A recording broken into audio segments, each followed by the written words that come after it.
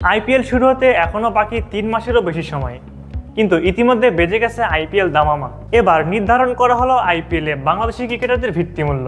IPL 2025 mega নিলামের জন্য Bangladeshi cricketer নাম লিখেছেন 12 জন, যাদের ভিত্তিমূল্য শুনলে আপনার চোখ কপালে উঠতে বাধ্য হবে। চূড়ান্ত তালিকায় কোন ক্রিকেটার থাকছেন কোন ক্যাটাগরিতে এবং কারই বা ভিত্তিমূল্য কত, ভিডিওর বিস্তারিত থাকছে প্রতিবেদনে। আইপিএল 2025 আসরের নিলামের জন্য নিবন্ধন করেছিলেন 1584 ক্রিকেটার।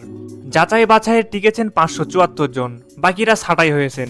গতকাল শুক্রবার টিকে যাওয়া ক্রিকেটারদের নাম প্রকাশ করেছে আইপিএল কর্তৃপক্ষ।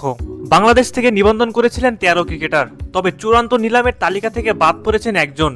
নিবন্ধন করা 13 জনের নাম প্রকাশ না করায় জানা যায়নি কে বাদ পড়েছেন, তবে যারা টিকেছেন তাদের মধ্যে তালিকা প্রকাশ করা হয়েছে। আইপিএল এর মেগা নিলাম এবার হবে সৌদি আরবের জেদ্দায়। 24 ও 25 নভেম্বর হবে ক্রিকেটের কেনাবেচার সবচেয়ে বড় এই আয়োজন। এই 2 দিনের মধ্যেই 574 ক্রিকেটারের নাম উঠবে নিলামে। আইপিএল এ খেলার অভিজ্ঞতা আছে বাংলাদেশি 3 ক্রিকেটার সাকিব আল হাসান, মুস্তাফিজুর রহমান ও লিটন দাসের। আগামী আসরে চূড়ান্ত নিলামে 3 জনের নামই থাকবে।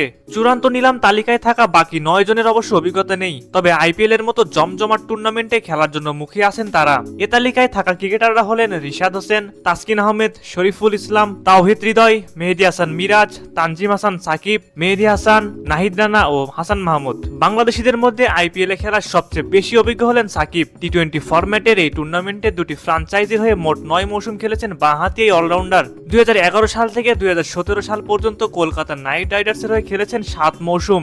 2012 ও 2014 সালে কলকাতাকে চ্যাম্পিয়ন করে ভূমিকা রেখেছিলেন তিনি। সাকিব বাকি 2 মৌসুমে খেলেছেন সানরাইজার্স হায়দ্রাবাদের হয়ে। অন্যদিকে পেসার মুস্তাফিজের আইপিএল অভিষেক হয় 2016 সালে। 2024 সাল পর্যন্ত মোট 7 মৌসুম খেলেছেন এই বাঁহাতি পেসার। প্রথম 2 আসর খেলেন সানরাইজার্স হায়দ্রাবাদের জার্সিতে, এরপর মুম্বাই ইন্ডিয়ান্স ও রাজস্থান রয়্যালসের হয়ে খেলেন তিনি। গত আসরে তিনি খেলেছেন চেন্নাই সুপার কিংসের হয়ে।